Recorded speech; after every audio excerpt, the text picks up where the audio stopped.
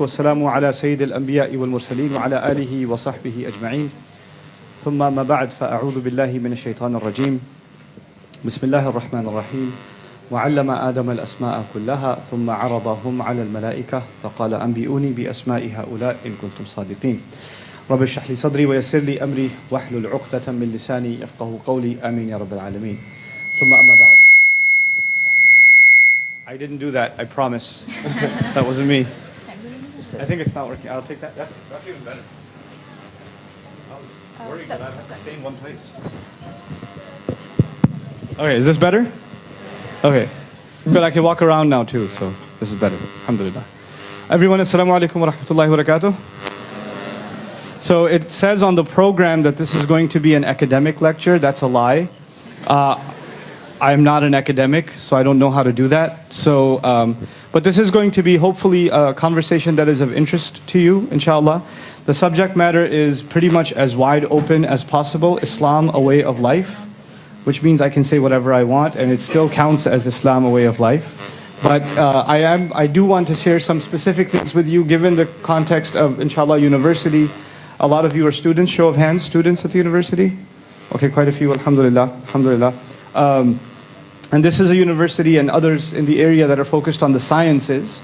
So I did want to give my talk today about the Quran, focused on some aspects of the relationship between our religion and modern developments. So what I want to start with, inshallah ta'ala, is Europe. And a lot of you are familiar with European history, but I'll take bits and pieces of European history and give you the summarized version, just so we can carry our conversation forward. In Europe, of course, for many, many centuries, the church was in complete control. And when the church was in complete control, the state mandated Christianity as the official doctrine, official religion. So if you believe in a version of Christianity other than the church version, then you are basically, in our language, you're a murtad. And you're wajibul qatl. Okay, you're out of the official religion and you must be killed. Okay? Of course, any books, any literature that contradicts religion must be destroyed. So Europeans, if they were to develop literature in science, for example, the biblical belief was that the universe is, the earth is at the center of the universe. The earth is at the center. But of course, with a little bit of development in science, we know that it's not at the center of the universe. The universe is much bigger and we're just a little tiny speck. Well, this idea seems to contradict the Bible, so instead of rethinking about the Bible, we must burn all of these books and anybody who talks about science and all of it. People who talk about philosophy must be either killed or expelled from the land. By the way, interestingly enough, a lot of these people, a lot of these Europeans who could not express their ideas and who could not explore their sciences, in Europe, because of church policy, they moved to Muslim lands. They moved to Muslim lands. And as a matter of fact, a lot of what was burnt and destroyed in the European languages was recovered in Arabic and then brought back eventually to Europe. So this is just a brief account of some of that history, but I do want to tell you, of course, eventually from the 1700s onwards, there is an uprising in Europe and the church is finally toppled. And now you have the development of what we call secularism, right? But we have to understand secularism first. Usually when the Muslims hear the word secularism, we get very offended or scared, or think this is a device of the shaitan or something, right? But we have to understand the history of it first, a little bit at least, to understand where these people are coming from. Well, the church stopped people from thinking critically. You cannot think for yourself. The church will think for you. The Pope will think for you. And any thoughts you have that contradict, if you even start asking questions, you should be killed. There's no room for this. We have to have complete submission to the religion. That's what we must have. As a reaction to that in Europe, when finally the church is overthrown, they want to make sure that the church never gains power again. Because it's too extreme. It forces you to believe things that even if they don't make sense to you, you have to accept them also. And even if you don't accept them openly, you have to keep your mouth shut about it. We can't have this again. So we cannot allow them to have power again. But actually, it wasn't just the church. The policy became, if our religion, if Christianity at that time was so extreme, then it must be that if you give power to any religion, then they're going to do the same thing. They're going to stop any freedom of speech, any freedom of thought, any critical thinking, any asking of questions. So we cannot have religion in a position of power because it will oppress humanity. So we must separate, we can't get rid of religion, but we must separate religion and all of the rest of life. Governance, policy, education, anything that affects the public should be free from religion. Anything that affects the public. If it's education, there should not be any mention of religion in public education, because that will again create the same problem that we used to have. If it's government policy, it should have nothing to do with religion, because that will create oppression. One religious group will offend and oppress another religious group. We can't have that anymore. So we're going to have to be, so if God or religion is not the authority, then the only authority left is ourselves. Right? If Allah is not the authority, and if to them God or Jesus, whoever, is not the authority, then the only authority left is ourselves. And then, in that sense, democracy makes total sense. Because then we can get together and decide what is right and what is wrong. We should be able to do that ourselves. And that's the beginnings of this New Age society where religion is limited. It's not destroyed, it's limited to your personal life. Religion is your personal matter. It has nothing to do with the public. Okay? Now Europe it's been a few hundred years now. It's been a couple of hundred years. But the idea of secularism spread all over the world in one way or another. It didn't just spread as forms of government. People think of secularism as a secular government. But secularism spread in other ways. It spread into the minds of people through education, culture. Companies have secular mindsets. So for example, you can work in an organization. Ironically, I was talking to somebody who works in the Khalij. And they work at an American company in the Khalij. And this American company has their own compound. So once you walk in through the gate, you're basically in America. Okay, outside of it, you're in the Khalij. You can hear the adhan, al-kull yatahaddath bil-Arabiyya, everything's different. But once you walk in, you're in the US of A. And inside this company, if you are making salat, they'll tell you, could you please go in the side and pray? People get uncomfortable when you pray in front of them. And if somebody's talking about deen and saying, hey, subhanallah, I was reading this ayah, excuse me, we don't talk about religion here. This is the workplace. We don't want to discuss religion in the workplace. So, in what you would think is a Muslim society, they've even carved out a space, and inside that space, religion does not belong in even a public conversation between two work offices, two desks. Keep it to your desk. Just keep it there. Subhanallah. And ironically, I've met many Muslims I thought this was a problem in the United States, or this was a problem in England, or a problem in Australia. But I met Muslims from different parts of the Muslim world, including here, that would come to me and say, my office, they have a Christmas party. And I don't want to go. How do I explain that to my boss? How do I explain I don't want to go to the New Year's party to my boss? I said, wait, that's an American problem. That's an Australian problem. How is this a Saudi problem? How is this a Dubai problem? How is this a Qatari problem? How is this a Malaysian problem? When did that happen? I'm used to hearing this in New York City. I'm used to hearing this in Los Angeles. Why am I hearing this somewhere else? So secularism has spread in different ways. And in the minds of many people, religion is best served if you keep it to who? Yourself. Just keep it to yourself. It's a personal matter. And I wanted to start with that because, of course, we're saying Islam, a way of life. Right? But a way in the new world, Islam, a way of personal life. Just personal life. Don't bring it anywhere else. Right? And of course, this is not a war against Islam. This is actually an idea that all religions have problems. That's probably my stomach. I'm kidding. But all religions are problematic when they get to that point. If you bring them into the public, oppression will happen, craziness will happen, extremism will happen. Okay? So that's the first thing I wanted to bring to your attention. But the next thing I want to bring to your attention is the result of secularism. I've given this talk in different places in different ways, but I'll summarize it here quickly for you. When you remove religion from the picture, then 3 or maybe 4 changes happen in the minds of people. 4 changes happen. The most important focus in a religious society is Allah. In a religious society, the primary focus is Allah. Every event begins with the dhikr of Allah. Every gathering has the dhikr of Allah. Every few hours you hear the adhan. You know, Allah is at the center of that society. When you become a secular society, Allah is removed from that picture. And when He's removed from that picture, the focus has to go to somewhere else. Well, where does it go? It goes to the next biggest thing, the universe. In other words, all of your attention used to be on God. Well, you can't see God. Well, at least you can see what? The universe. So let's just explore and study the universe. Science becomes far more important than religion. Science becomes number one, and religion is somewhere down there. In a religious society, what's the highest knowledge? Religion. The alim, the faqih, the mufassir, you know, the imam. These are people of very noble position because they're studying the highest of all sciences. Actually, in Islamic studies, we call them ulum aliyah, high sciences, high knowledge. The Quran is high knowledge. But in a secular society, they ask the question, what are you going to invent if you study Quran? What are you going to discover when you study hadith?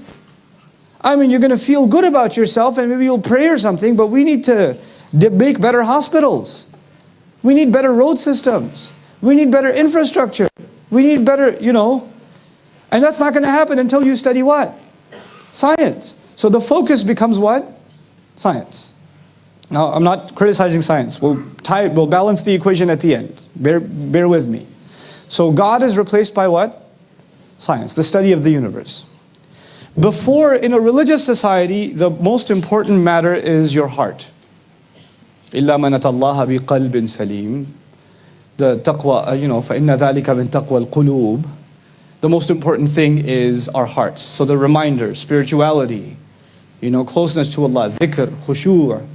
These are things that we talk about all the time. The worst thing that could happen is what happened to Banu Israel. ثُمَّ قَسَتْ قُلُوبُكُمْ. Your hearts became hard. The worst thing that could happen is قَسْوَةُ الْقَلْبِ. يَا مُقَلِّبَ الْقُلُوبِ ثَبِّتْ قَلْبِي عَلَى دِينِكَ. Make my deen firm. Make my heart firm on your deen. The heart and spirituality is the most important thing. But in a secular society, they're not even sure if there is such a thing as spirituality.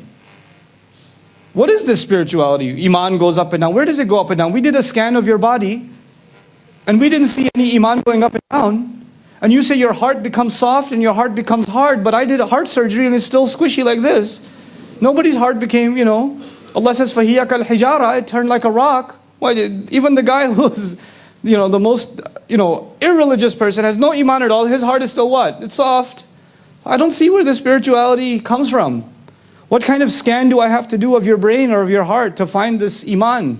You can't see it. So why are we focused on God who we can't see? Let's replace Him with science. Why are we focused on the heart, which we can't, this spiritual thing, we can't see it, this Iman, we can't see it. Let's focus on something we can observe. So let's replace spirituality with psychology. Okay? And actually the physical body. So spirituality gets replaced with psychology and medicine, actually. If you can't improve this unseen thing, this ruh, nobody's ever seen the ruh. Nobody ever seen what he means by this iman inside of you, or this nur inside of you. Forget that. We should just replace that with the observable sciences about the human being. If you want to improve your life, improve your diet, improve your exercise, improve your medical, you know, take the best medical procedures if you get sick. And if you're having problems like depression, sadness, anger, which used to be spiritual problems, now we don't call them spiritual problems. What do we call them? Psychological problems. So the solutions will not come from a spiritual source. The solution will come from a psychological source. And nowadays in biopsychology, it's even more interesting. If you are feeling really depressed, then there's probably a pill for that. And if you're really angry, there's probably another bit of medication for that. And if you're really have a lot of unrest, there's a pill for that too. And if you have a big anger problem, there's a pill for that too. Usually all of your emotions are probably some kind of chemical imbalance inside of you. Right? And if you could just give you enough pills, you'll become a zombie and you'll be fine. Okay? I'm not, by the way, insulting the science of psychology. I'm a student of psychology myself. You know, and I respect the science, and I really do. But I'm trying to tell you a shift happened from God to the universe. from the soul, from the heart, to the body and to psychology, the study of the mind. Now the next shift that happens. So the first one was God to universe. The second one was body to, or the soul to the body. And the third one that happens is, all these religions, all they talk about is Jannah and Nar. All they talk about is heaven and hell. Do this and you will go to heaven. Do that and you will go to hell. Right? But I want to do something that makes me feel better now. I want to improve my life now. No, you shouldn't eat that. That's not good for you. Why isn't it good for me? Well, because it's haram. Well, so what if it's haram? What's the problem? If I eat it, I like it. No, it's not good. You might like it now, but it's bad for you in your akhirah, in your next life. Nobody's ever seen the akhirah. Just like nobody's ever seen God. Nobody's ever seen the soul. Nobody's ever seen the day of judgment, and nobody's ever seen heaven, and nobody's ever seen hell. At least nobody came back and told me. You know? So instead of focusing all my attention on making the next world better, why don't we become more practical and focus all of our attention on what? Making this world better. Let's study sociology. Let's study more political science. Let's study more urban development. Let's study, public services. Let's make the world that is this world it's something so good that you don't have to worry about some imaginary Jannah.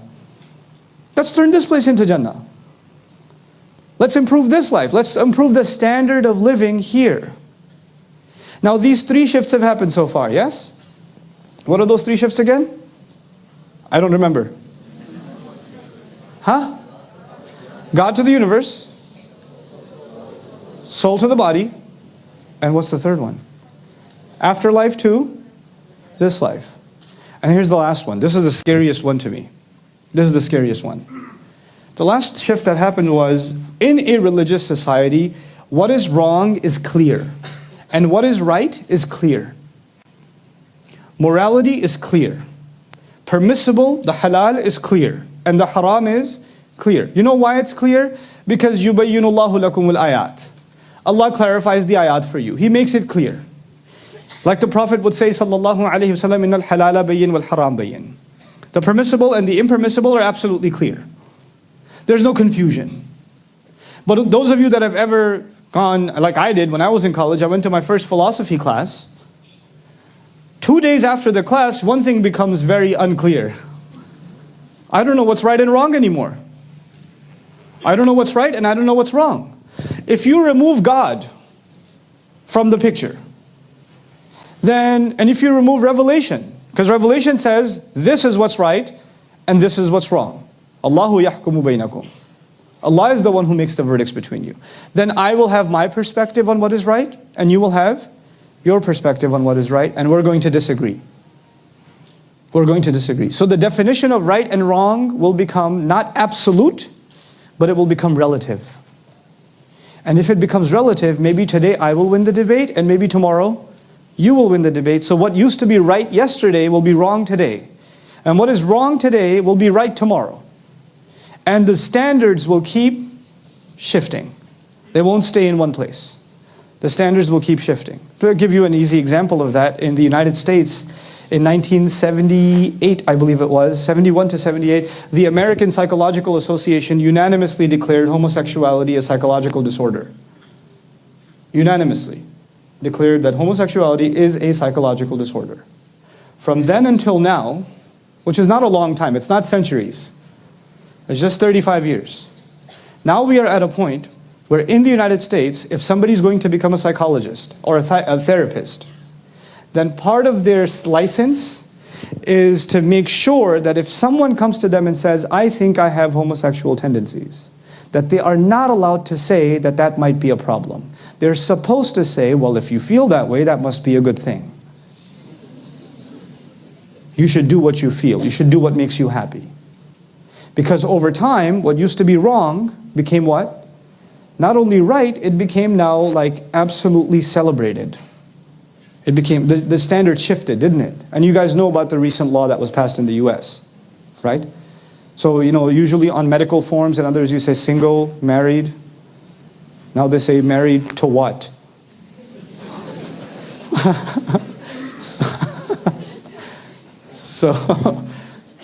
But the standard shifts.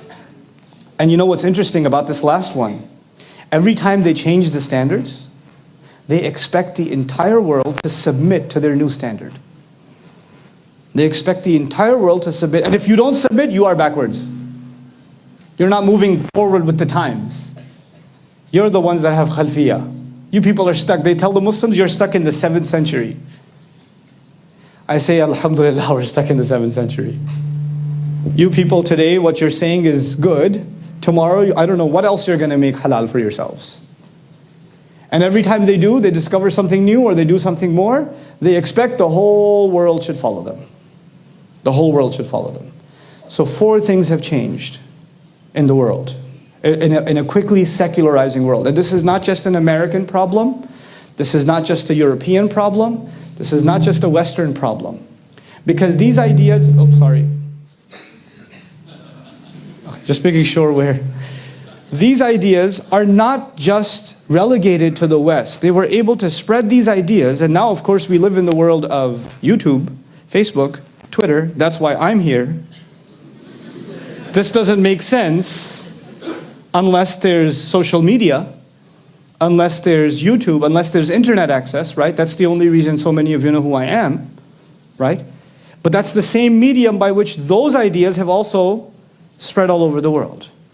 And these conversations about, whether or not religion makes sense are not just conversations that are happening in America.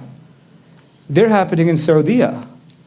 They're happening in the Khalij. They're happening in Malaysia. They're happening in Indonesia. They're happening in Pakistan and Bangladesh. They're happening all over the world. They're happening all over the world. This is the world that we live in. Now, what I want to share with you, not just this kind of introduction to what secularism means, but I want to help myself and all of you understand how sometimes secularism is subconscious. It's subconscious. So, alhamdulillah, we're Muslims. Wait, hold on. Kita orang Islam? Yeah, okay, very good. Okay, so, it's not that good. Saya faham sedikit-sedikit. It's like, I got it, I got this, okay. So anyway, so we're Muslims, and we came from Muslim families, alhamdulillah, and we've been around Islam, so many of us, our entire lives. But then time came for you to start a career, right? And you thought about, what should I do for school? Where should I go for school? And you think about how our parents, may Allah protect them and preserve them and reward them, our parents, when they thought about, I want my son and my daughter to be successful. I want them to be successful. What do they think about when they think about success? Well, if my son was a doctor, or if my son was an engineer, or if my son was a lawyer, if my son had a good, prestigious degree, and they were able to accomplish this, this, and this, then that would be pretty good. That'd be pretty successful. I'd be able to say, my son is an architect. My daughter is a doctor. My daughter has a PhD. Right? In the world today, all over the world, science and a degree in science, a higher degree in science, is seen as the highest kind of credibility. Doctors automatically, oh, you're a doctor, oh, wow. And just, engineers, scientists, it's a prestige. It comes with a lot of prestige. Guess what? What did secularization do? The knowledge of God is less important. Knowledge of the universe is more important. And now if you have a degree in the knowledge of the universe, which engineering may be, which chemistry may be, which biology may be, which medicine may be, then you have more respect. And if you studied hadith for 20 years, if you've been studying tafsir for 50 years, oh, it's one of those sheikh guys. Okay. Why are they here? They should be in the masjid. Why are they at the university? So what we've done is we've separated those two worlds. We've separated those two worlds. And we've given, as a world, not as one society, as a world, we have given prestige to one side. And we have figured that if you couldn't do well in science, and you're not good at medicine, and you're not good at math, you might as well become a alim. You memorize it, you just do tahfidh. Okay, this is what we did all over the world. Now when you do that, what happens? The smartest people that you have in the ummah have no knowledge of deen. I'm not going to say what happens on the other side. But the smartest people you have in the ummah have no knowledge of deen. And that's a tragedy. Now I'm going to stop this conversation halfway and share with you something completely unrelated. Completely. And then tie those two things together, inshallah. I was in Australia and a student came to me, a college student, after I did a lecture, and he said that I'm studying accounting. And I feel very bad. I said, of course you should feel bad. You're studying accounting. It's the most depressing. Couldn't you study? Anyway.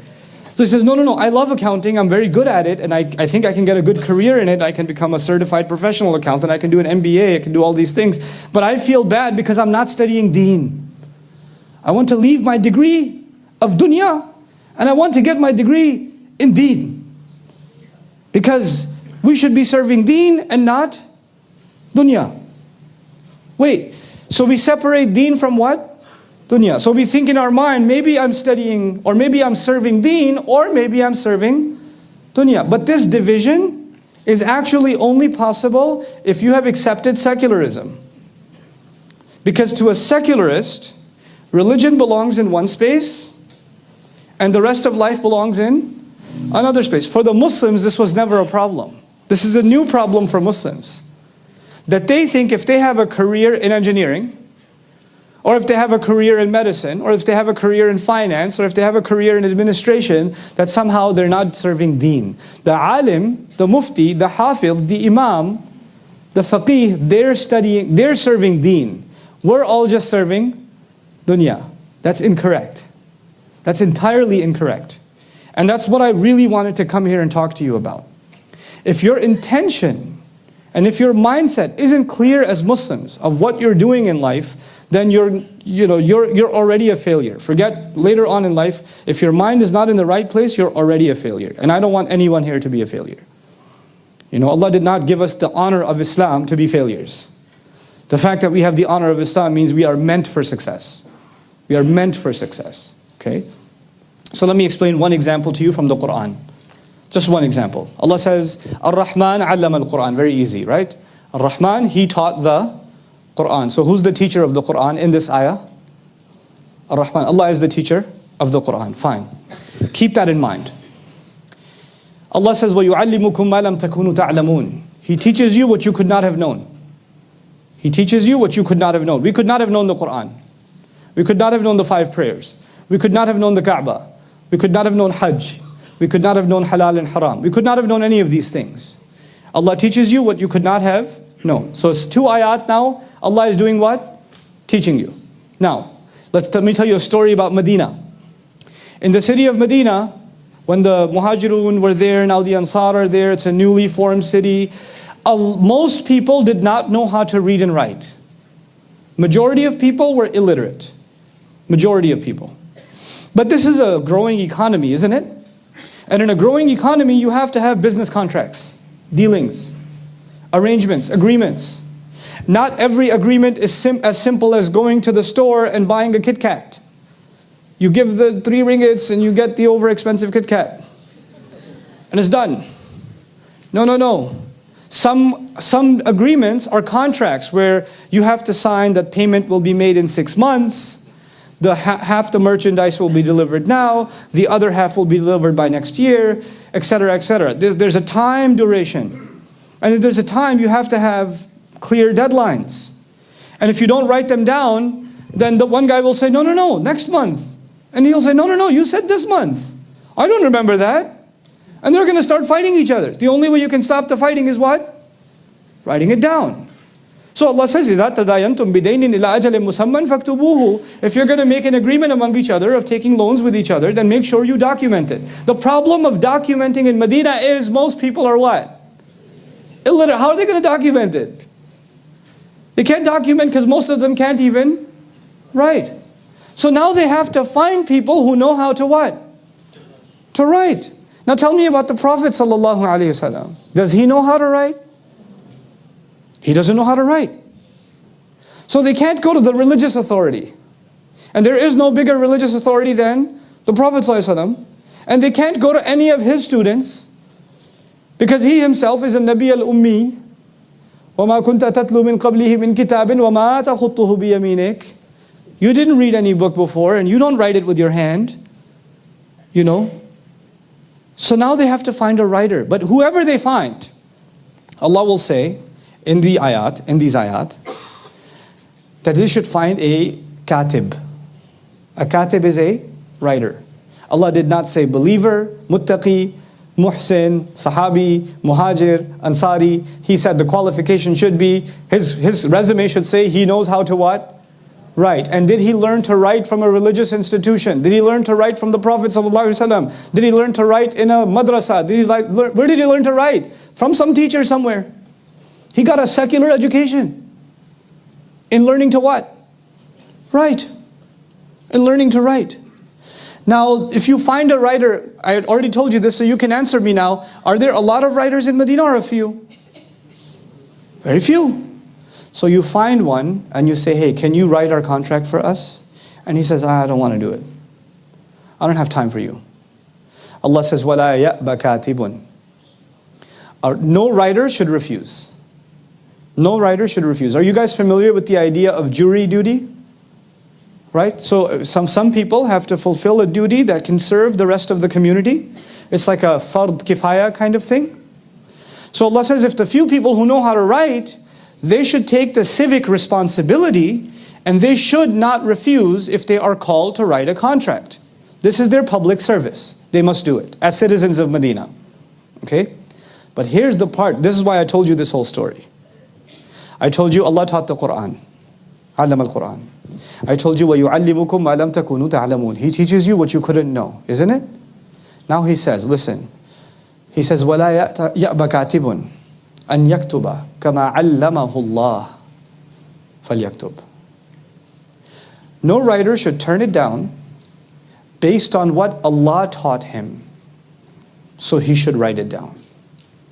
Wait, the writer, his education, Allah says, who gave him that education? Allah gave him that education. The same Allah who tells me in the Quran, He taught the Quran. The same Allah who tells me He taught me the Islam I could never know, is telling me now that the writer who will write the business contract, who has nothing to do with deen, when he learned to write, who was actually teaching him? Allah was teaching him what we call right now secular knowledge. We call it secular knowledge, and Allah is saying that is taught by who? Allah. So that's sacred knowledge. That's sacred knowledge. The knowledge of science, the knowledge of the world, the knowledge of how to write, the knowledge of the business, finance, contractual agreements. You could imagine if this was happening today, that would be an MBA, that would be a finance guy, that would be a business contract specialist, that would be an economics person. It would be an executive in the finance department. It might even be a financial executive lawyer. This kind of person. And Allah says his education was provided by who? Allah. Allah glorified his education in this ayah. He glorified his education. And in doing so, He taught us a very powerful lesson. Any knowledge that human beings learn, is actually a gift from Allah. It is not limited to the study of Quran and Sunnah. It's not limited to the study of fiqh and sharia and tafsir. Engineering is a gift from Allah. Accounting is a gift from Allah. Finance is a gift from Allah. Medicine is a gift from Allah. All of these sciences, we call them the secular sciences. But that's because we have accepted the narrative, the language of Europe. Sorry, Europe. Okay. We've accepted the language of, the European break, the split. And we've accepted it subconsciously. So we say this one's studying deen and this one's studying dunya. It's not the case. I'll find the place. I'll keep moving, I don't know.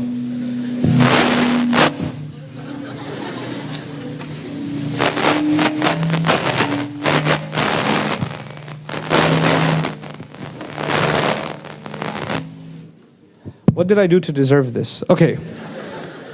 Who is there a European operator on the... Okay, that's better. Just lower the volume, it should be okay. Okay. What was I saying? Something about Islam or something? Before the mic had an allergic reaction? Okay, so let me wrap this up. What I'm trying to say to all of you, inshallah, is that first and foremost, the point I'm trying to make is that we, the Muslims, and the next generation of Muslims, especially, we are the response. We are supposed to be the response to the mess that's already been made by the European break. They thought religion is a problem because Christianity was a problem. And instead of blaming Christianity, they blamed all religion. They blamed all religion. And today, most of the allergies against Islam and most of the reaction against Islam is actually 80% already established by their allergic reactions to Christianity, and then 20% they add a little, the wonderful things some Muslims do on the news. But the averse thought towards religion is already there. And this generation is supposed to be the one that undoes it. You're part of the solution.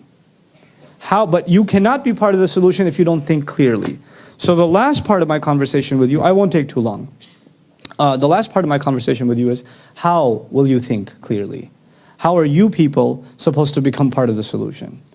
The fact that I'm here actually is a pretty good indication that we live in a globalized world, yes? And the fact that you're sitting in Perlis over here in this university, don't just think that you are contributors to this place. What you are doing and your lives and the legacy that you have to leave behind is much bigger than one place. You start from home and you make examples for the rest of the world. Learn to think big. So this last part of my talk with you is about how I want you guys to think, inshallah. Just some things about how you should think about your own selves. And I'm going to give you some steps. Okay, this is going to sound highly unacademic. Okay, I'm warning you ahead of time. Some people, actually before I say that, the American Constitution says that human beings they have the right to pursue life. They should go for life, liberty, and anyone know? Life, liberty, and if you don't know, I'll tell you, pursuit of happiness. Life, liberty, and the pursuit of happiness. So what is the pursuit in their mind? Happiness. Do what makes you happy. Okay. That's a lie. Because you'll never be happy. Because everything you think makes you happy doesn't make you happy. You thought the iPhone 6 would make you happy? Look at how depressed you are. You thought finishing Assassin's Creed in 2 days will make you happy? You still have a headache. You think things will make you happy, but as soon as you get them, you say, maybe the next thing will make me happy. And then you get to the next thing, and then that doesn't make you happy. So what I'm saying is the pursuit of happiness is the lowest goal. It's not the highest goal, it's the lowest goal. And it's very easy to accomplish. If there's a student who has a class at 7 in the morning, and he stays in bed and says, I don't feel like going. I'm happy where I am. He just successfully accomplished happiness. Even if temporarily, he said, I fulfilled the American dream, the pursuit of happiness. Happiness is what? The lowest goal. Let's take one step above that. Because happiness is not worth it. Not worth it. Not in this life. Happiness will come, but not if you pursue it. Everybody who runs after happiness is depressed. I wish I could be happy. That's all they'll do their whole life. Step 2, the pursuit of cool. I don't want to be happy, I want to be cool. I want to dress cool, I want to look cool, I want to talk cool. Because if I'm cool, people will like me. Because if I'm not cool, they don't want to hang out with me. They sit over there, I have to sit over here, but if I was cool, I could be with them. The pursuit of cool means you are trying your best to fit in with other people. Some people, their whole life is the pursuit of what? Cool. Just the pursuit of cool. if I can just get those people to like me. And for doing that, they will change the way they dress, they'll change the way they talk, they'll even watch movies that they don't want to watch because they want to fit in with that crowd. You know, they'll use language that they would never normally use just to fit in. And it's a pretty sad way to live, because now you're not living for yourself. You're living for somebody else's standards. And some people, this is not just a teenage problem or a college student problem, even adults. Adults, pursuit of cool. They have a different cool. All their friends bought a house. I'm the only one living in an apartment. I should take a loan, and I should also buy a house so I can be with them. So I could say I have a house too, even if taking a loan is going to ruin my life. Because I have to fit. So there's the pursuit of happiness, and then what's there? The pursuit of cool. Then there's another step. One step above that. By the way, if you want to pursue cool, it takes a little more work than happiness. Happiness, you stay sleeping, you're happy. You know, eat a mangosteen and you're done. And then the pursuit of cool, you have to make some effort. Now the step above that, for a lot of people, is actually the pursuit of popularity. I don't just want to be cool, I want to be the coolest. When I drive into campus, everybody looks at my car. Wow. When I go shopping, I make sure I buy the bag with the brand on it, and I walk around like... Even if I have fruits inside, I'm going to walk around with a Armani Exchange bag so that people, wow. You don't just want to be cool, you want to be the coolest. You want to be popular. You want to be the loudest. You know, sometimes some of you guys are, you know, young. I'm pretty old. I was born in 1837. But when you guys are younger, sometimes you're sitting in a restaurant, or you're eating dinner, or you're hanging out with friends, and you'll notice one guy, he laughs louder than everybody else. And as soon as he does, he looks around. Did anybody check me out? Anybody look? He doesn't just want to be cool, he wants to be the coolest. I'll tell you a funny story. One time there was an Islamic lecture. I mean, I don't give very Islamic lectures, as you can tell, but still, I was giving a lecture, and what happened was this one guy walked into the hall. And this guy was the coolest. It's a nighttime lecture, he has sunglasses on. When a guy has sunglasses on at nighttime, he's trying to be the coolest. He had like a couple of buttons undone from the shirt, and he walked in real slow. And he was hoping people would notice, but nobody noticed. So he walked out slowly, and he walked back in again. That would be the pursuit of what? The coolest. Popularity, fame. By the way, in America, you have celebrities that used to be very famous, and now they're not famous anymore. They used to be top of the charts in their music videos, and they were very up there, and now they have nobody knows them. So now they go through depression because they are no longer the coolest. So now what they do is, they do some scandal, or something stupid, or something dirty, or they get themselves arrested, because if they get themselves arrested, they'll be on the news again. Right? And you wonder, why did they do that? Why did this woman shave her head?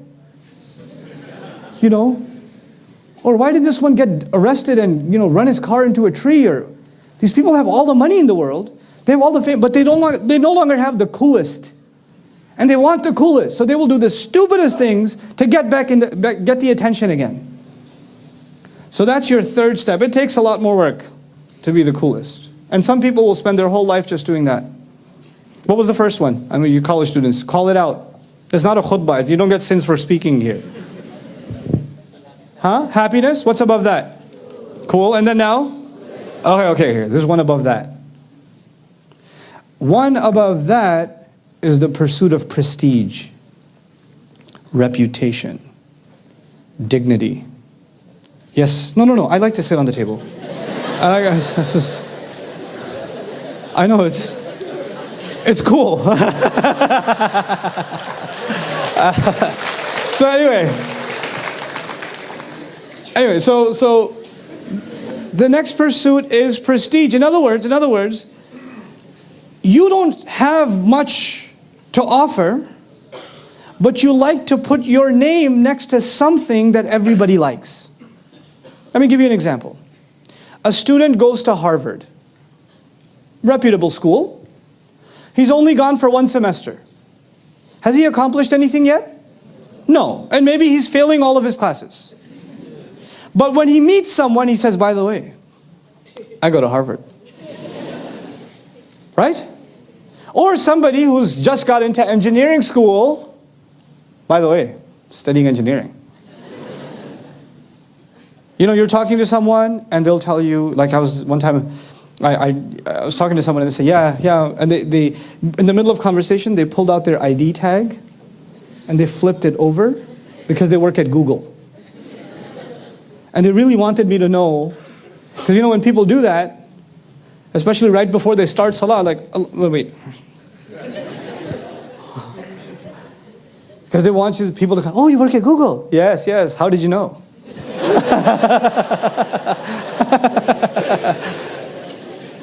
You know, you want to be associated with things that have prestige. You want to be associated with brands that have prestige, universities that have prestige.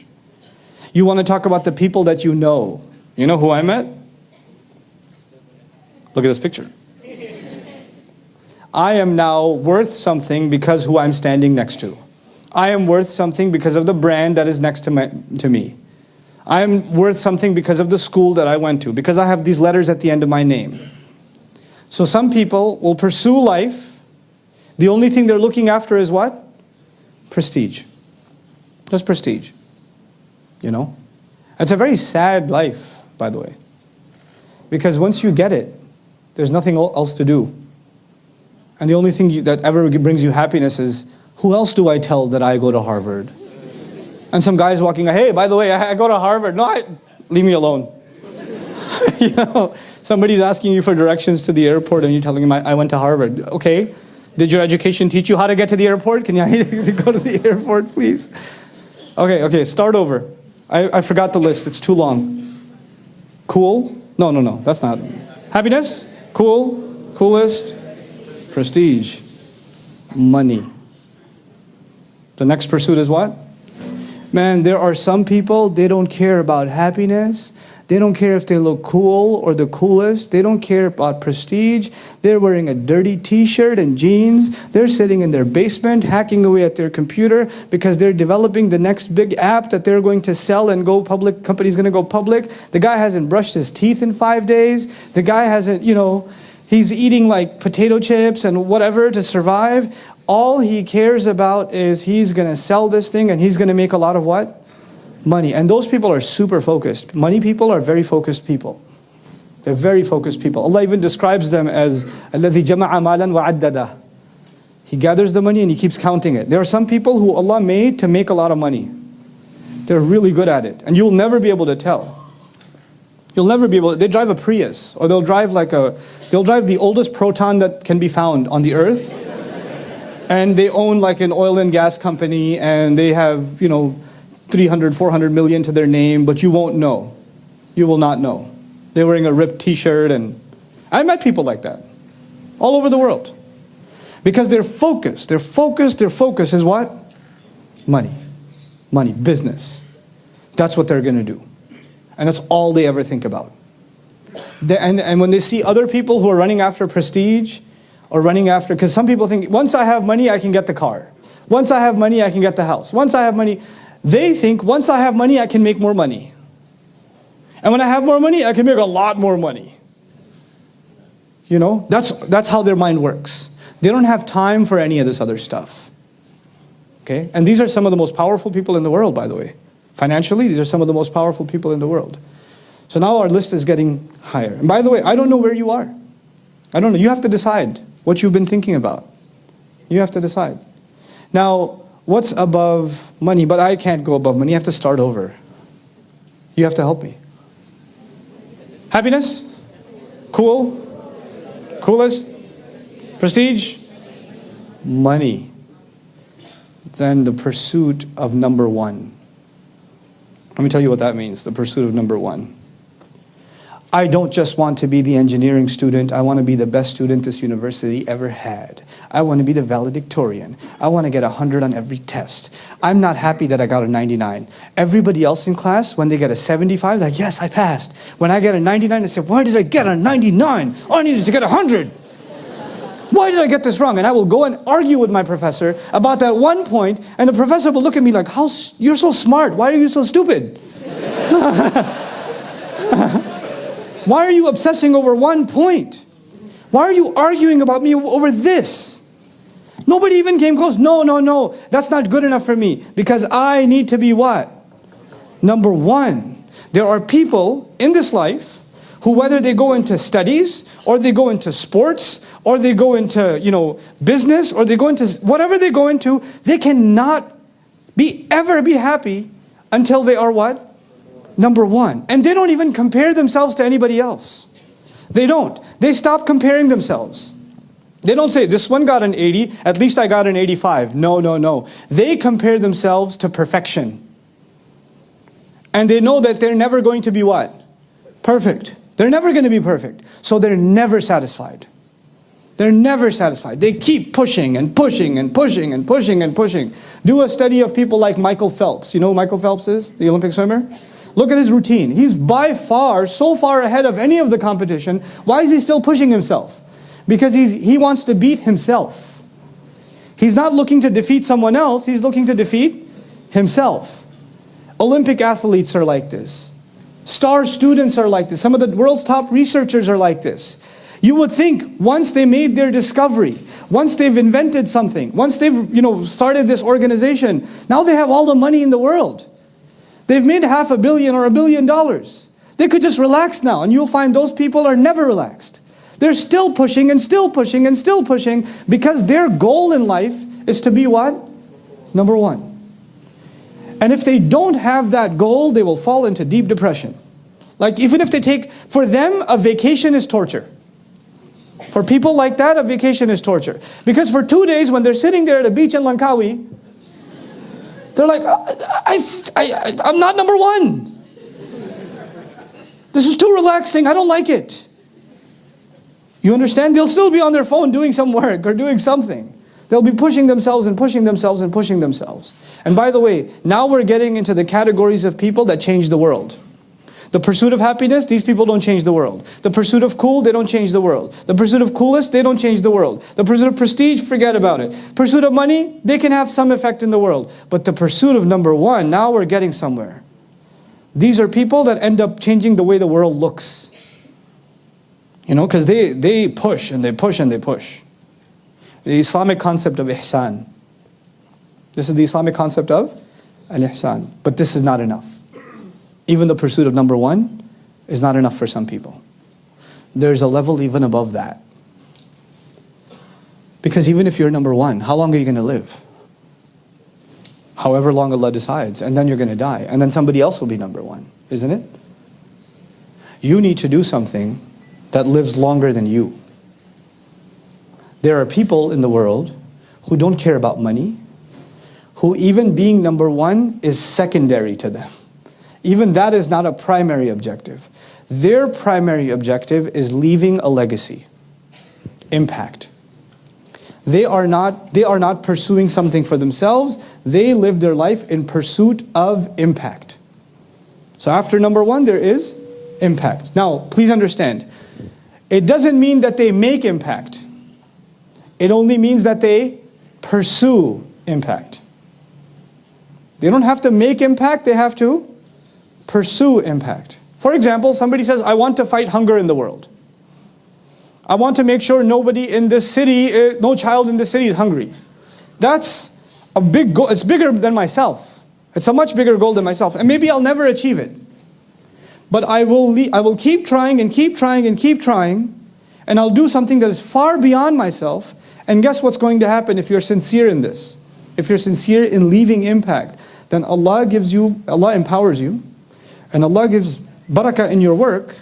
And you'll see the impact far beyond what you could have imagined. And sometimes it happens in your own lifetime, but you don't care. Even if it doesn't happen in your own lifetime, that wasn't your problem. If it happens 100 years after you're gone, you're still happy. Because you didn't want to see the results. You just wanted to work towards them. And that was enough for you. You did not get depressed when you didn't see the results. As a matter of fact, you were only more motivated that there's more work to do. I haven't done enough yet. So you're not even pushing. The difference between number one and impact, the guy who's pushing himself to be number one is only concerned about who? Himself. The person who's pushing themselves for impact, they become number one anyway because their concern is much bigger than themselves. They're thinking about something much, much bigger than themselves. So they keep pushing and they keep pushing and they keep pushing. And this is not just limited to Muslims. People like Nelson Mandela is an example of pursuit of impact. He spends a good time in his life sitting in a jail cell, but he leaves a remarkable impact on the world, on the way the world thinks, And so, and by the way, this idea, beyond ihsan for yourself, after that, this idea of impact is actually very, very fundamental to Islam. The idea of sadaqah jariyah. The idea of leaving something good that is far beyond yourself. The idea of planting a seed in the ground. When a Muslim plants a seed in the ground, they're not waiting for the tree. They're making dua that one day when this tree grows, somebody will sit in its shade, much after I'm gone, and I will get the reward.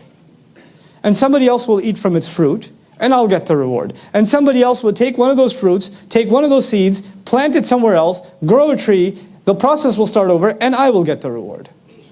في كل سنبلة مئة سبعة. This is what the mind of the Muslim has to become. So now, you students, your mind, I would argue, if you can push yourselves to think, where will I make what? Impact. Where will I make impact? What has Allah given me that can make impact? And then there's the last one. You would think I was done with impact. There's one last one. There's one last one. And it's hard to understand. But if you are working towards impact, then you'll be challenged. And then you'll meet your final challenge. And that is the pursuit of truth. The pursuit of what? Truth. So what happens, for example, I'll give you a practical example. I don't want to talk to you in theory. There was an older fellow I know. I consider him a mentor. This gentleman lives in Pakistan. I haven't been to Pakistan in many, many years. Last time I was in Pakistan was in 1993. So I haven't been there but I know what he does there. So he used to work as an executive in a corporation. He was in the marketing department, pretty high caliber executive. And he just felt like he was number one. And he made good money. He made good money and he was number one. But he was unhappy. Now why was he unhappy? Because he felt that his goals are too low. Being number one came easy for him. Making a lot of money came easy for him. That automatically came with a lot of prestige. Family's happy. Everybody thinks he's the coolest because he's the boss in the office. All the steps before he already has. But he felt like his life is passing by and he's not leaving any what? He's not leaving any impact. So he left his job. The family liked it or didn't like it? The family went crazy. What are you doing? How are we going to make money? If I don't have money, I won't be cool anymore. People are going to think we lost all of our prestige. You understand what I'm saying? The previous steps start falling apart. Because he doesn't care about any of those. Now what does he care about? Impact. So what does he decide to do? He decides to start concerning himself with educating children in villages in Pakistan. And he doesn't just want to teach them tahfidh of Quran or Islam. He wants to make them successful citizens in society. So he decides to create programs where these children learn character, giving, they learn English, they learn Arabic, they learn Urdu, they go on to do their bachelor's degrees, then they on to go to master's degrees, they go on to do their PhDs. And then he especially focused a lot on orphans. When he focused on orphans, what happens with orphans? By the time they graduate and they get their PhD, 20 years later, these PhDs, who's their family? They're orphans, right? Who's their family? The orphanage. So when they think about giving to their family, after they've gotten their career, who do they give back to? So he's got these hundreds of orphans that are now professors, some of them professors at Oxford, some of them executive MBA, some of them in Wall Street in America, all over. And all their concern is how to make the village better. Right? And that's all he wanted to do. And he's got hundreds of thousands of kids in this program. Hundreds of thousands over the last few years. SubhanAllah. They started publishing books, like Islamic books and character books. I think they sold 8 million books last year alone. A combination between sold and gave away. Just gave away. This man's life became not about, number one, this man's life became about what? Impact.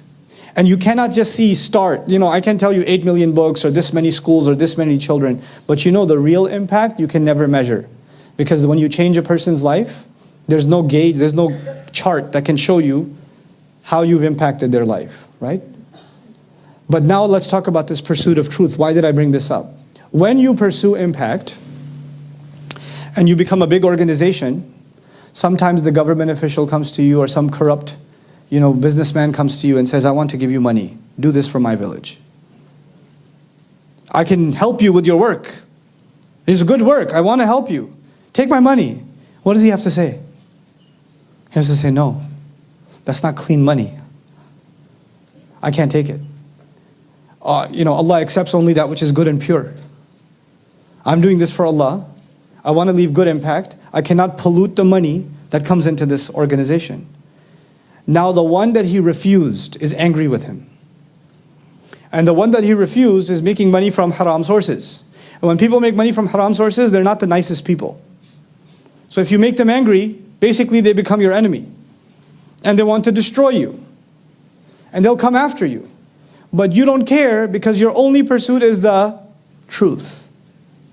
Because when you pursue the truth, you will meet with opposition. You will meet with people that are trying to tear you apart.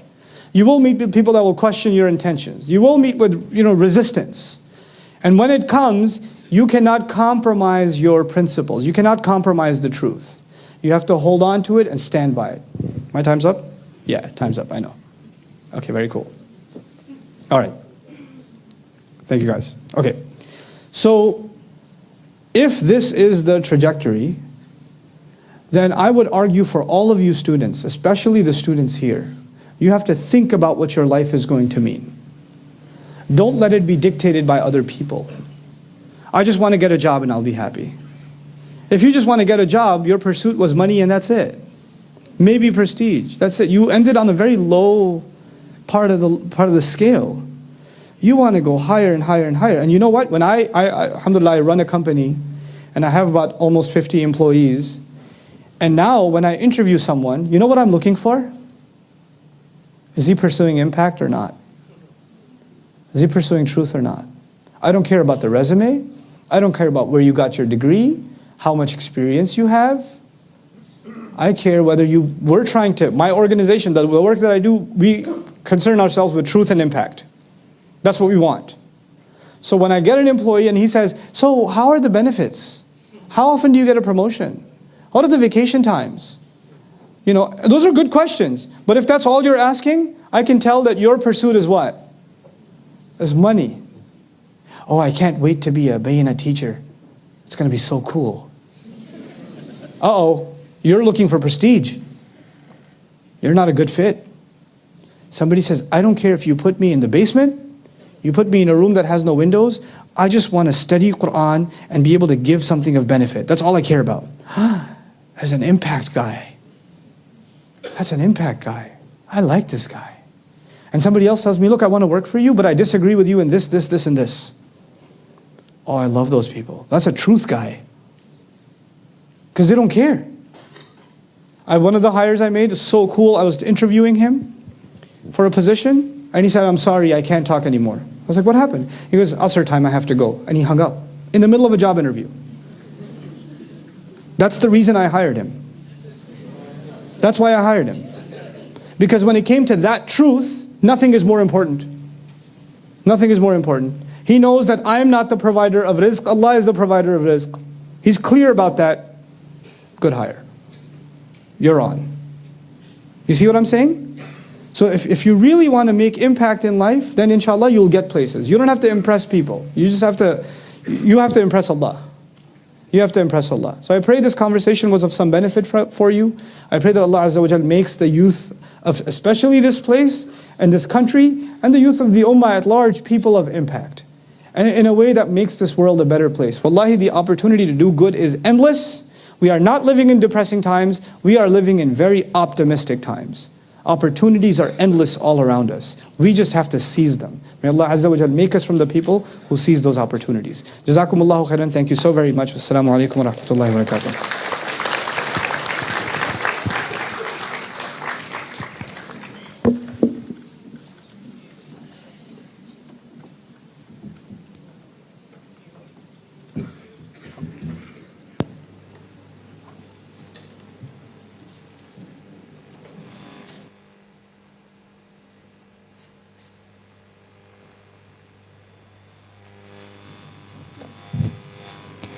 Tuanku, patut mohon berkenan dulu tuanku untuk diteruskan acara majlis. Ladies and gentlemen, now we'll open the floor for Q&A session.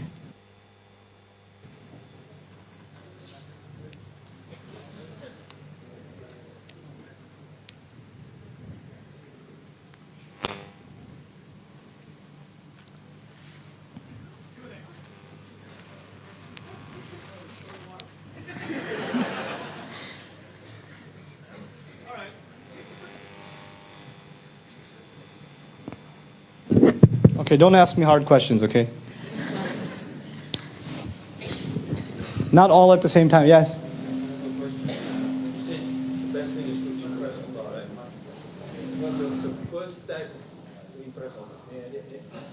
Great question.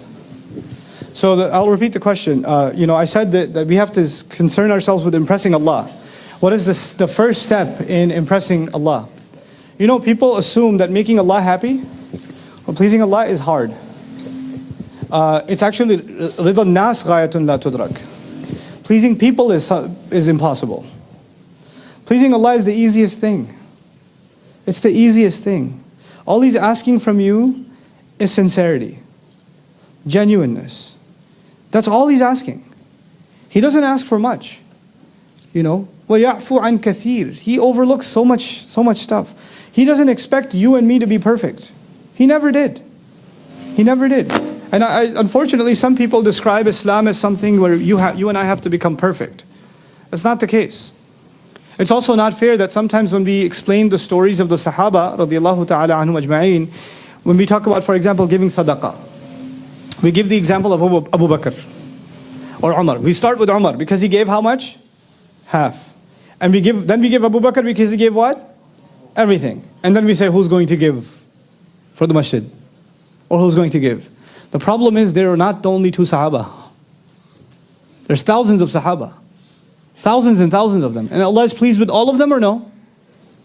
But if you only mention two of them, and say Allah is pleased with the two of them, because one gave half and one gave full, you start thinking the only way Allah will be happy with me is if I give half or if I give full. Anything less, But even at that time, were there Sahaba who gave 1%, 2%, 3%, one gave 0.5%? Was that the case? Yeah. And was Allah happy with them too? وَكُلًّا وَعَدَ اللَّهُ الْحُسْنَى. And every one of them, Allah has promised the best. Every one of them. Even, for example, we know that the muhajirun, sabiqun, أُولَٰئِكَ الْمُقَرَّبُونَ. The sabiqun are in a separate category. لا يستوي من أنفق من قبل الفتح وقاتل أولئك أعظم درجة. The ayah begins by saying the people who spent before victory came are higher rank. Because when you spend and give after victory, that's easier. But then Allah says, وَكُلًّا وَعَدَ اللَّهُ الْحُسْنَى. And every one of them, Allah has promised the best. And why is that important? Because then Allah has opened the door for all the people. I will share with you one, it's a difficult concept. I hope I can make it easy for you on this question. Then I'll take the next question. For a community, the motivation is different. For an individual, the motivation is different. For a community, the principle of our religion is yassiru wa la tu'assiru. For a community, make things easy, don't make things difficult. Allah will be happy with you and it's not hard. That is for who? A community. For an individual who goes higher and higher on the steps I talked about, their standards become higher, yes? So for them, the minimum standard is not enough. They have to push themselves to a higher standard. They will get inspiration from Umar giving half and Abu Bakr giving full. That is not for the community, that is for the individual. And some individuals will push themselves harder, and some will push less hard, some will be ahead, some will be behind, and that's okay. The problem is when the people who are pushing extra look back at everyone else and say, hey, why aren't you people pushing extra? That's not fair, because now you're taking your personal standards and you are trying to impose them on the community. Allah made ease for the community. There's ease for the community. So we have to understand in the teachings of our deen, sometimes there are things that we talk about to the community, but they're actually motivations for the individual. Yeah. There's a mic right there. Actually, he's waiting there. He's waiting there.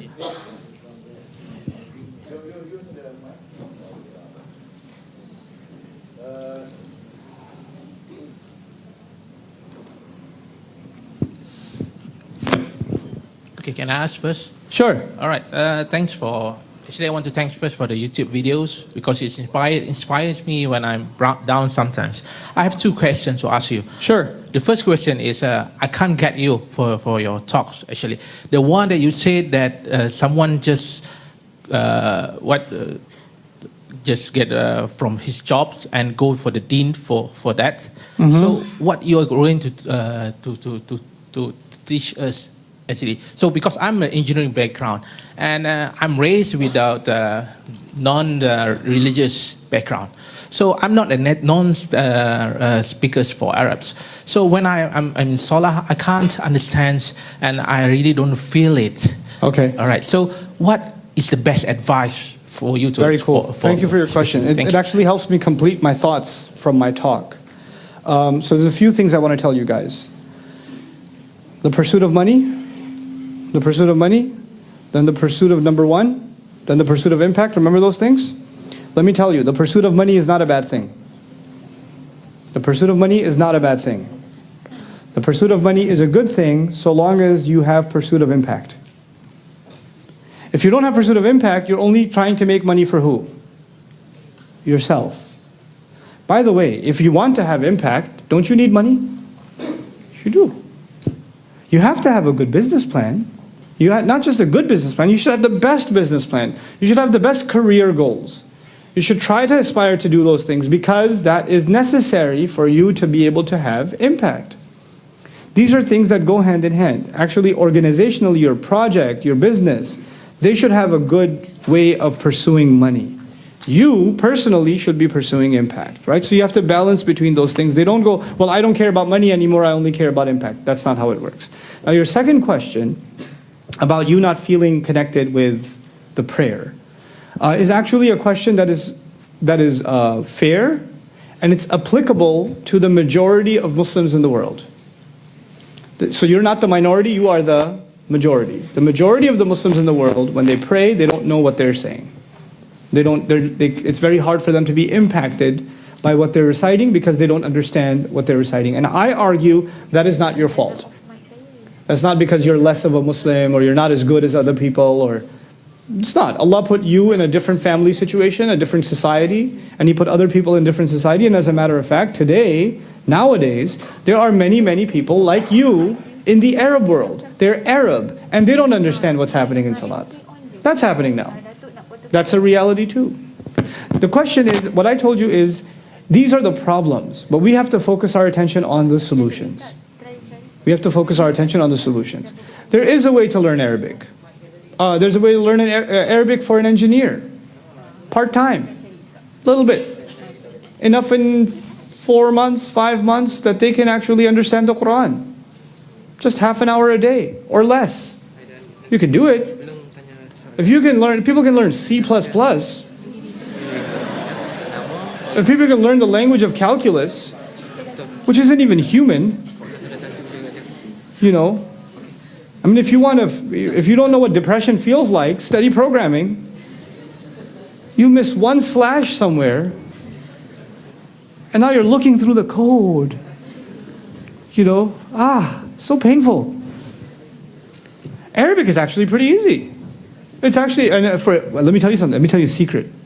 Engineering students, science students, for you, Arabic is extra easy. Because Arabic is all math. Arabic is just a mathematical language. If you approach it that way, that's how I teach it. I teach it as a math class, pretty much. It's just formulas.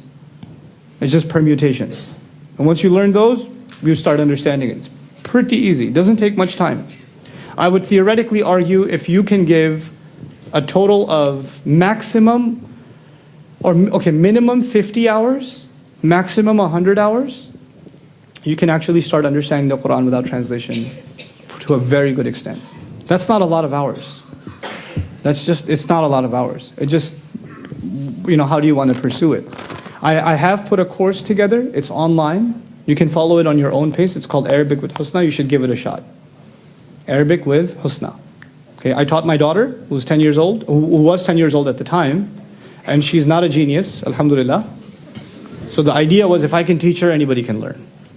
That was the idea. So, and now, alhamdulillah, the books have been published too and things like that. So you can take advantage of that. It's for self-study. Because I learned Arabic part-time while I was in college and I was working full-time. That's when I learned Arabic. So it can be done, inshallah. All right, sorry, sir. Before that, you can introduce yourself and maybe you can Thank tell you. us your organization. You see, Mr. Nouman, we appreciate your comprehensive lecture. You see, we are thankful to you. But we have few points to point out here, if you don't mind. You see, in the first, part of your lecture, we were giving something importance to the secularism, right? And in the second part, again you have come to the science of God, right? Mostly things you explained, they were depending upon the science of God. Science of God? Yes, science of God. What I feel personally as a research scholar, we have two sciences in the world. One is from God's side, one is from which we have made as a science, right? And I think the science of God is always superior. Right. Now, nothing is left in the world which has not been pointed out in Holy Quran. Yes. Right? It is a very comprehensive and holy book, what I feel personally. If you talk about the secularism, right? The first person in the world, he was the prophet who said about the distribution of wealth, your zakat and everything. If we talk about the Marxism, it was very much late, you see. The first, the prophet said how the child is born and what the science said about the child, very later, centuries later. If we talk about Islam and science, then the first person in the world who made the operation, he was a Muslim, a strong believer of God. Yes. If we talk about mathematics, the first person who discovered the zero for mathematics, he was the Muslim, Yes. right? A strong believer of God. So now in a nutshell, for the young people, if we say that science is so separate... maybe we don't have much sorry, time. please. Okay. Okay. All right. Your name again and where you're from? No, yes. I said my name is Muhammad Khan. I'm from Pakistan. Okay. Professor and a research scholar. All right. Right. Now, please see here. Everything I was discussing, Prophet said, if you want education, you go and go to China. He did not stop for the modern education also, right? And he was believing, in all the prophets mostly, Jesus, in Hinduism, everything. He did not refuse. He had the respect for every religion. But if we say to the young generation, that we should believe in the materialistic life, I don't believe it, because the science of God is superior. I'm sorry, let me give a short example. Science has developed, but can we produce a drop of blood, for a person who needs, the blood after accident? Answer is no. Who is going to do that? It is the science of God. So science is God is always superior. We may have the materialistic life in the modern society to earn the money. And you are talking about peace and something cool. What is that? It is learned, in the Holy Quran. You get the peace of mind when you go for the prayer. The people earning billions of dollars. I think I agree with you. Yes, sir. Why they go for the prayer in the mosque? Okay. See, because sorry, they get excuse me. We don't have much time. They get the peace of mind. All right. So please, you and I can talk privately, yes, science inshallah. of God is superior than all the things. Okay. I have noted so many points, but I don't want to take your much time. So You can I take my believe time that, after, inshallah, you no see, problem. in the next lecture, if you ask the young generation to believe in both things, God and science. And number two, you said everybody can do everything he or she wants. I think the answer is no. I didn't Because say that. every country has its own constitution. And they have to work, they have to play the life according Alright, to sorry. constitution. So once again, we don't have They much cannot time. go We beyond have to the cut it off. constitutions. And Thank you maybe- very much. Yeah. Thank you very much. You're right. Thank you, sir. Yeah. Thank you very much. Thank you. Maybe you can meet Ustad right after this. Yeah, sure. All right. Okay. Maybe we can have a last question. Only last question. Yes. Thank you very much. Yeah, you're welcome. That was intense. Okay. All right. Sorry for that. Maybe you can ask Ustad later on because we don't have much time. Sorry for that. Oh, okay. Okay. Assalamualaikum, Wahab, medical doctor. Thank you very much. You're an inspiration from Allah. Changed my life. And I just want to know, how can we get more young Muslims to get to the mosque? Is it the nature of the khutbah can be changed? Because when we see your khutbah, we get a good crowd. What? All right. This is the last This is question. on Okay, the- audience. This is the last question. Maybe we can do that. Oh no. This is the last question. I'm really sorry for that. There's only one more. One more question. Okay. It's just like the photos. There's always one more. Okay. Assalamualaikum warahmatullahi wabarakatuh. I want Yeah. to thank Mr. Nouman for giving an enlightened lecture. My question was simple. In this modern world, there was a lot of Muslims. Some was Shia, some was Mirzani in India and Pakistan. Some was from Mazhab al-Hadith in Saudi. Some was an Ash'ari. How to unite all the Muslim for these modern times? Okay, simple question. Yeah, sure. A simple question. That's I don't know. I think it's too simple. I don't think I need to answer it. Look, when we talk about unity, sometimes we separate the practical from the theoretical. Practically speaking, unity, like your unity with someone who lives on the other side of the world, is only in your head. The first kind of unity you and I have to think about is the unity with our neighborhood, with the people in our community, with our own family, with our, with the people that you pray together with at Jumu'ah, with your city, within your city. That's the practical manifestation of unity. If all of the Muslims, people argue, Muslims have no unity because we don't pray Eid on the same day. Even if you prayed Eid on the same day, does that mean unity? No. Unity is actually about hearts. It's about praying next to someone and not thinking ill about them, wanting the best for them. وَيُؤْثِرُونَ عَلَىٰ أَنفُسِهِمْ وَلَوْ كَانَ بِهِمْ خَصَاصَةٌ. They give other people preference over themselves, even if they're starving. That's unity. Now we've made unity into this label and this label and this label and this label and this label. The problem with this whole thing is these differences will have been there for a long time and they're not going away anytime soon. But that does not make me love my Muslim brother any less. That does not make me care about someone who says La ilaha illallah any less. When somebody says Muhammadur Rasulullah sallallahu alaihi wasallam, I love my messenger so much that even if I disagree with this guy in 100 things, the fact that he loves the same messenger sallallahu alaihi wasallam is enough for me to love him and pray for him. That's enough for me. That should be the thinking of the Muslim today, because what we've done is, when we look at another Muslim, the first thing we think is, which school of thought is he? Which brand is he? Is he closer to my Islam or has he got his own Islam? We don't think this is a believer in Allah and this is a loving follower of the Messenger of Allah sallallahu alaihi wasallam. وَيَكْفِينِي. That's enough for me. That's enough. وَلَا تَقُولُوا لِمَنْ أَلْقَى إِلَيْكُمُ السَّلَامَ لَسْتَ مُؤْمِنًا. Quran says this. Don't say about someone who threw salam your way. They threw salam. Look, wallahi, the language is so important in the Quran. فَلَمْ يَقُلْ سُبْحَانَهُ وَتَعَالَى وَلَا تَقُولُوا لِمَنْ يُسَلِّمُ عَلَيْكُمْ لِمَنْ سَلَّمَ عَلَيْكُمْ. Don't say about the one who says salam to you that you're not a believer. He didn't say that. He said the one who throws salam your way. You know what that means? They didn't even say it necessarily in a respectful way. Assalamu alaikum. Assalamu alaikum. Anybody who even throws salam your way, you don't get to assume about them that they don't have iman. Lasta mu'minan. Don't say about them you're not a mu'min. In the Quran, saying salam is enough. Saying salam is enough that we are united. Just saying salam. Imagine that. Now, we don't just say salam. We make dua for each other. We hug each other. We talk to each other. We spend time with each other. We still hate each other.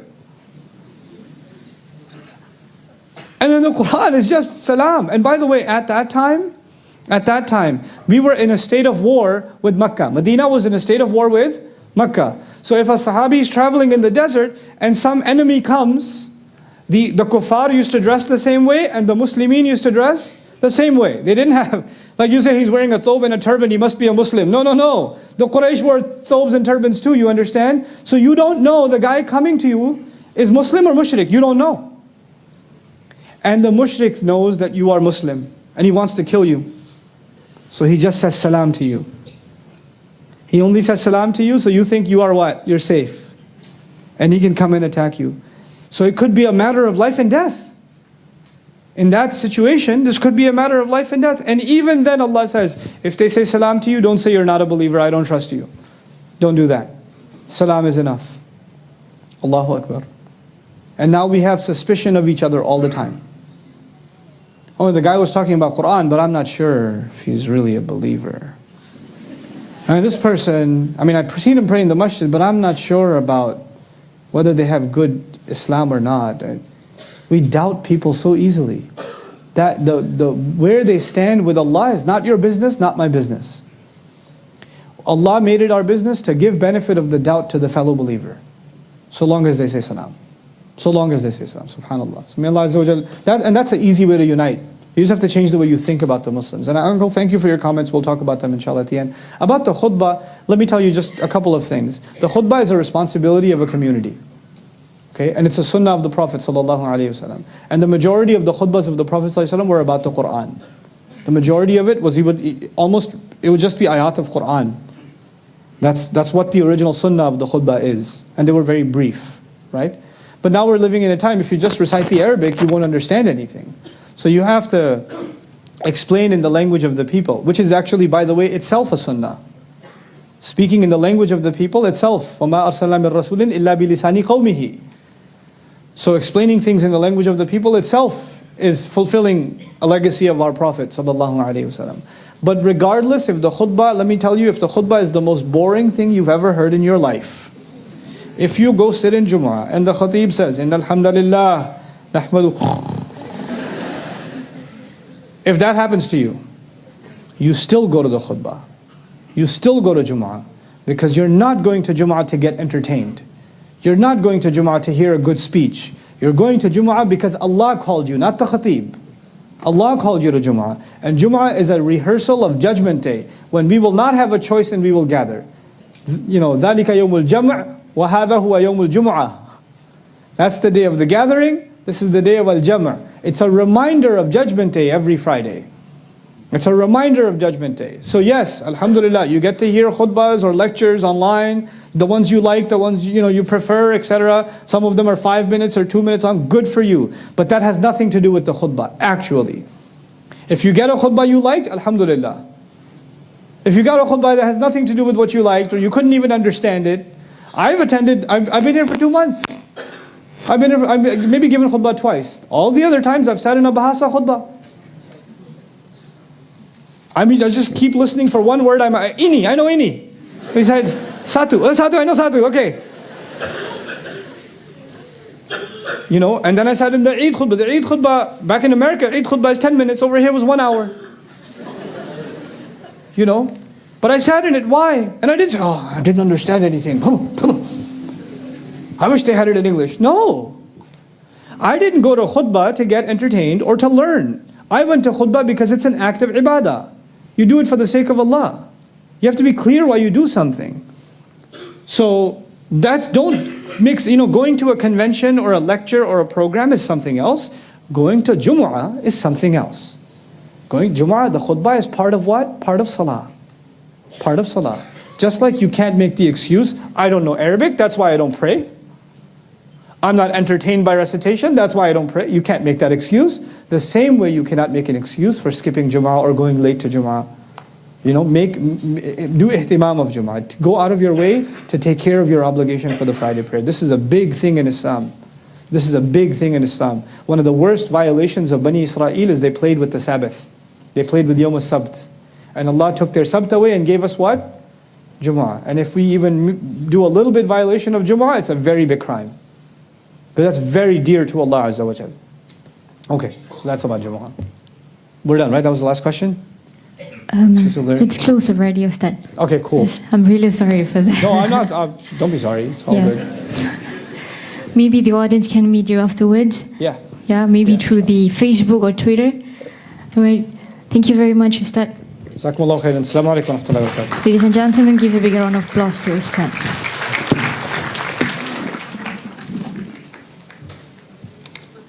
I can go up this time. You're not going to bring me back down, right?